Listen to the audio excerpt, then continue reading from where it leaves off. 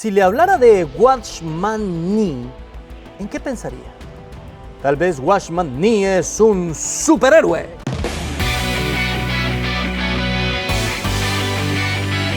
O tal vez Watchman Nee es un místico chino.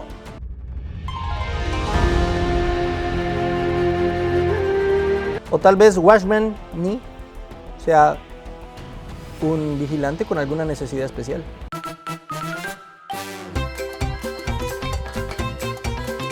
Pues hoy vamos a saber quién fue Watchman Nee y si podemos considerarlo o no un predicador de sana doctrina.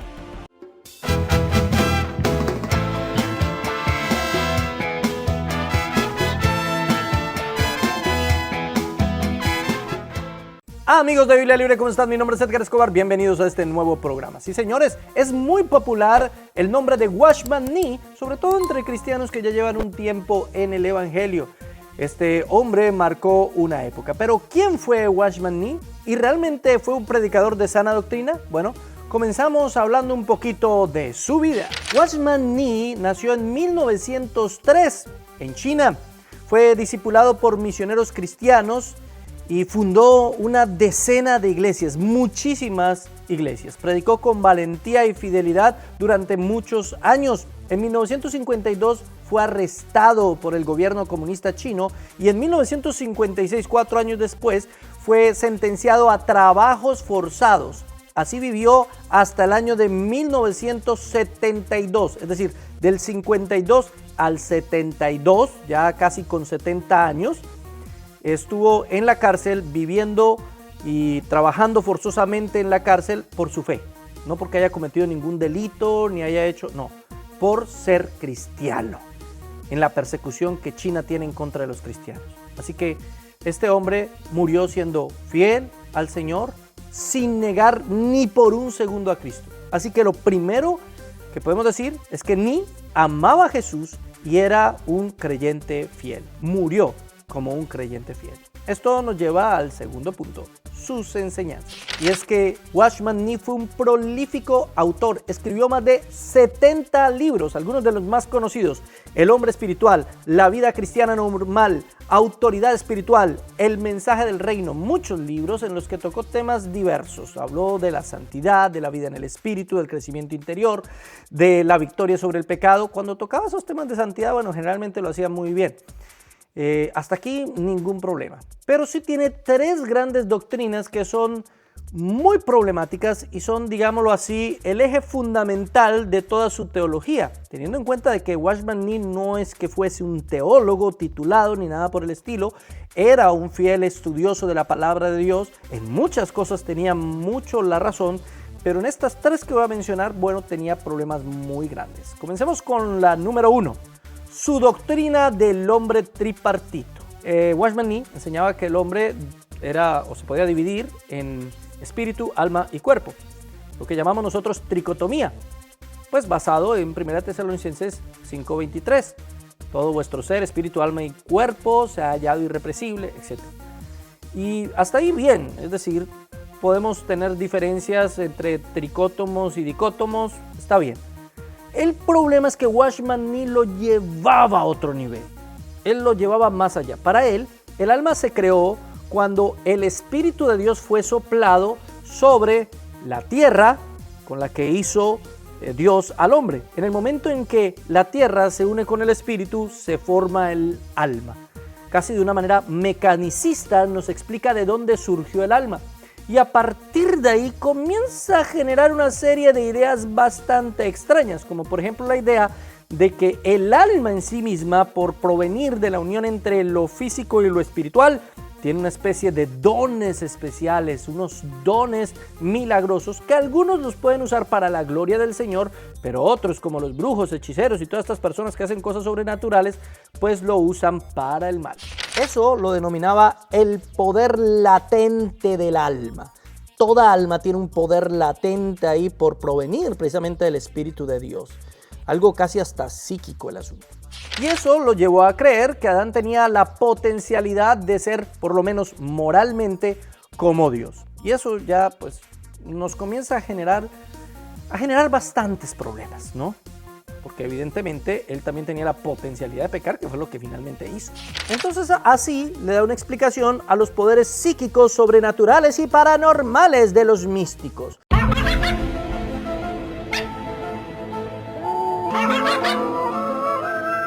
Pero el problema con esto es que la Biblia en ningún lado nos habla de que los místicos, magos, brujos o psíquicos tengan algún tipo de poder. No hay forma de comprobar tal teoría y surge meramente de la especulación. Pues de ahí es de donde también Watchman Nee va a sacar su teoría de cristianos almáticos y cristianos carnales. Tal vez usted lo haya escuchado en alguna iglesia, incluso yo lo he escuchado de youtubers aparentemente reformados, lo he escuchado en labios de ellos, cristianos almáticos y cristianos espirituales. O algunos dicen cristianos carnales y cristianos espirituales, pero eso no es posible. O sea, si usted es cristiano, usted ya no vive en la carne, usted vive en el espíritu. Segunda a los Corintios, capítulo 5, verso 17. De modo que si alguno está en Cristo, nueva criatura es. Las cosas viejas pasaron y aquí todas son hechas nuevas. Las cosas viejas pasaron, no que las viejas pasaron. No. Las cosas. ¿Estás seguro?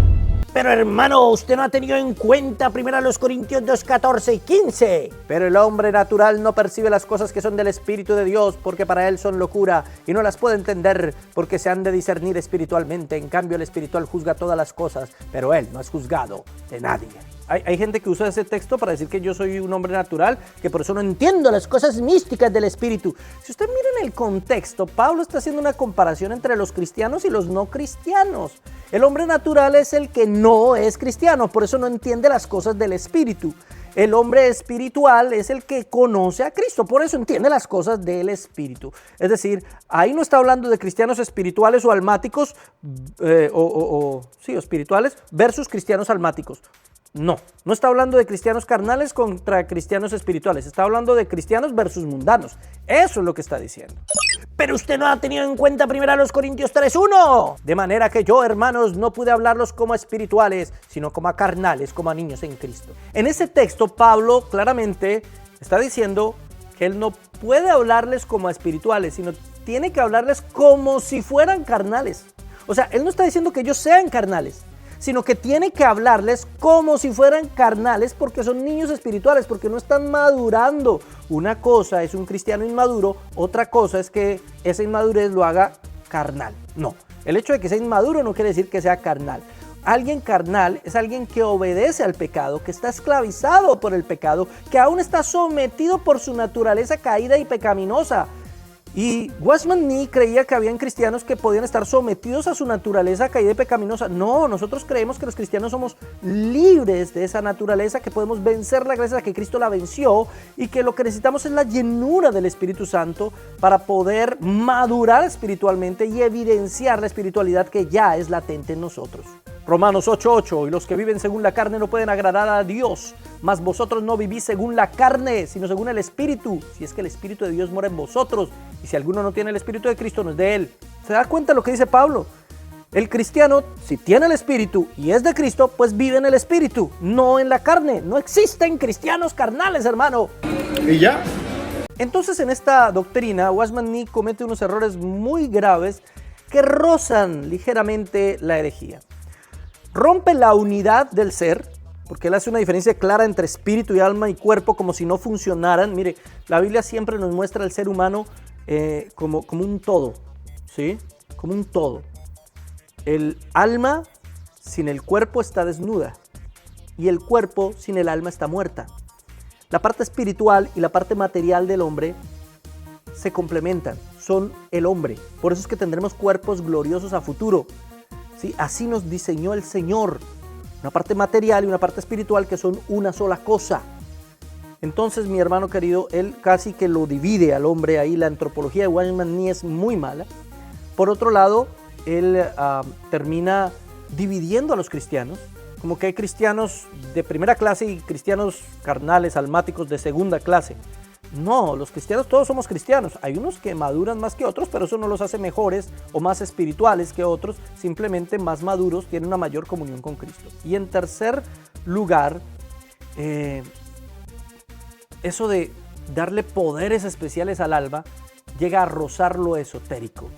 y pues no tiene sustento bíblico. Segundo error, su visión sobre la iglesia.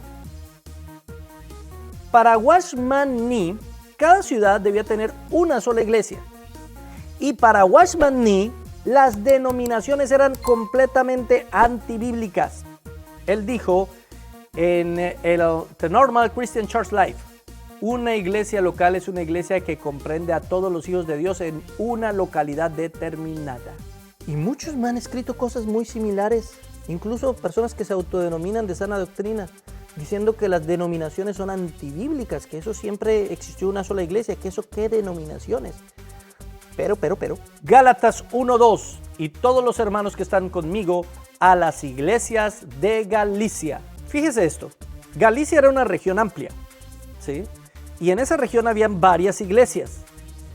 La denominación general era la iglesia o las iglesias de Galicia, que eran diferentes a las iglesias de Acaya.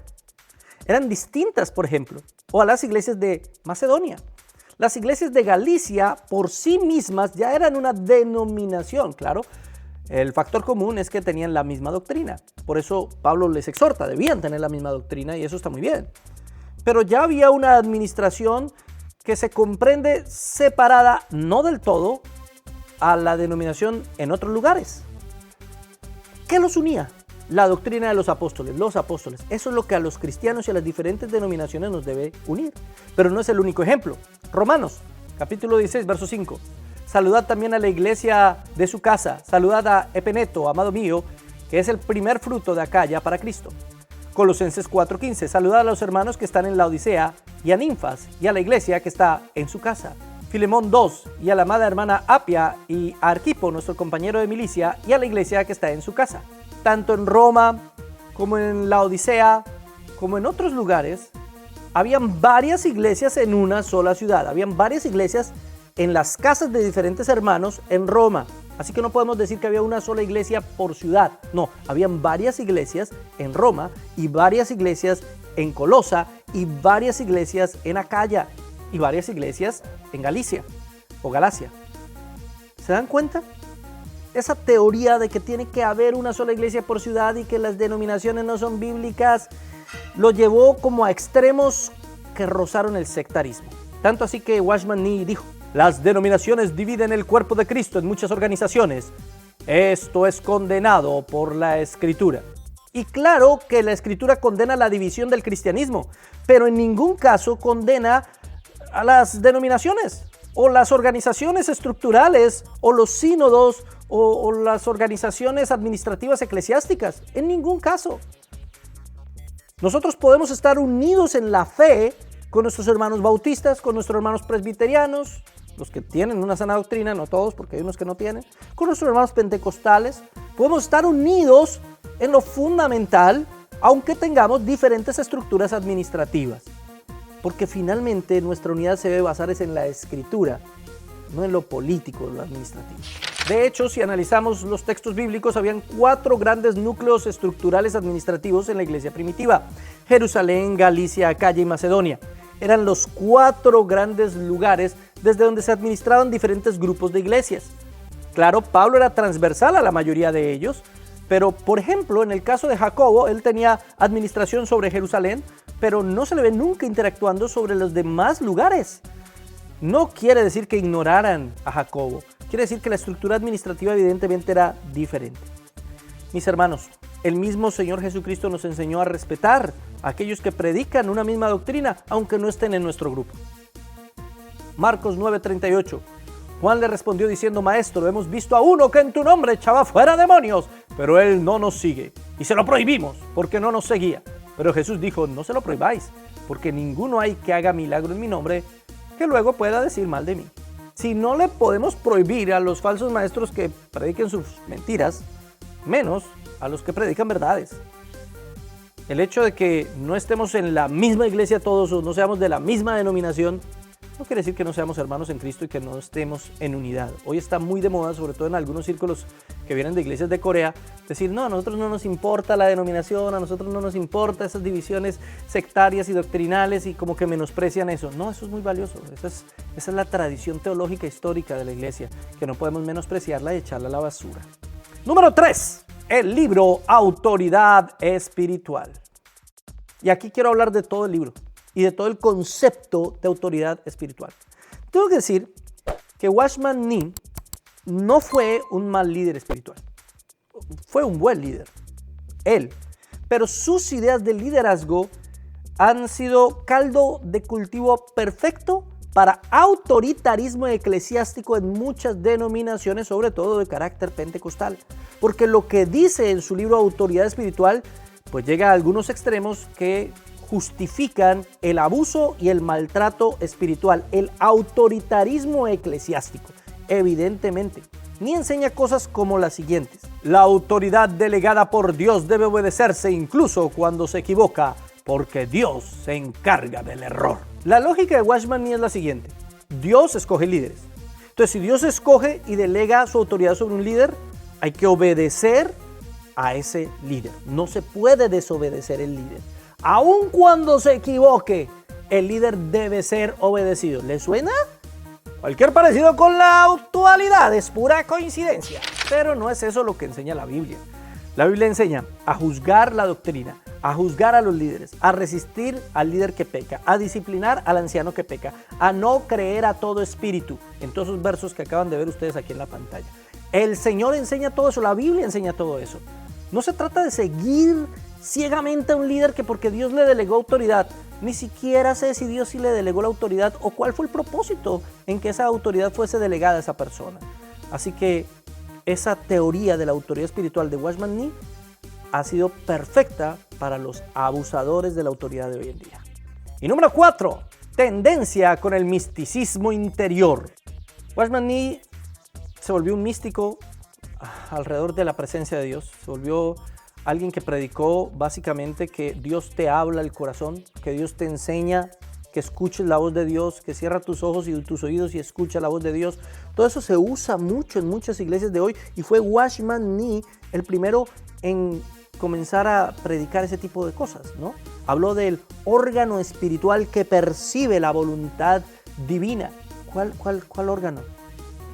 Y enseña que había que buscar una voz interior, que la voz interior era la voz de Dios, que había que saber discernir los impulsos espirituales, que esos impulsos espirituales también sin lugar a dudas son de la voz de Dios, que aprende a sentir las intuiciones de la vida o la sensación del interior. Desconfía de tu razón, escucha tu corazón porque Dios habla a tu corazón.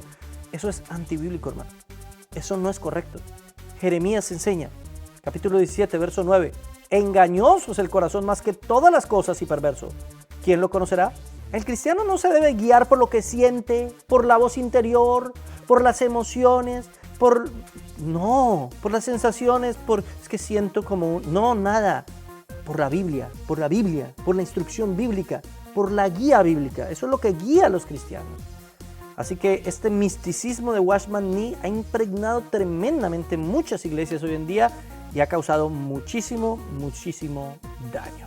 Número 5. ¿Qué pasó entonces con el movimiento de Watchman Nee? Bueno, tengo que decir que el movimiento se ha ido desviando con el paso de los años cada vez peor. Witness Lee, el heredero de Watchman Nee, siguió algunas de las ideas de Watch llevadas al extremo. Básicamente eso de la autoridad espiritual lo llevó al extremo.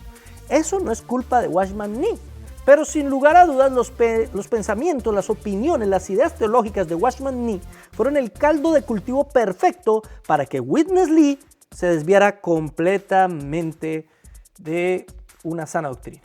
Tenemos que decir. En conclusión, Watchman Nee no fue un falso maestro. Tuvo errores y graves. Pero todos los maestros tenemos errores. Todos cometemos errores. Sin embargo, los errores de él fueron tan graves que causaron desviaciones posteriores mucho más graves. Y entonces, ¿debiéramos leer los textos de Watchman Nee? No puedo decir que los cristianos no debemos leer algo, Sin embargo, todo texto que leamos debemos confrontarlo con la Escritura. ¿Es bíblico lo que está diciendo? No crean de facto cualquier texto que porque lo escribió un pastor o un teólogo o un sabio, quien quiera que sea. Mucho menos Watchman Nee, ni siquiera los textos de los grandes teólogos que hoy en día tanto exaltamos. No, hay que todo filtrarlo a la luz de las Escrituras. No puedo decir que Watchman Nee fue un falso maestro. Creo que fue un verdadero cristiano y que murió con una verdadera fe. Creo que se equivocó y creo que hay que filtrar todo lo que escribió a la luz de las Escrituras. ¿Qué piensa usted de Watchman Nee? Escríbalo aquí en la caja de comentarios. Comparta este video por todas las redes sociales, por favor. Recuerde que tenemos videos los martes, los viernes y los domingos. Y sigan con nosotros en Biblia Libre.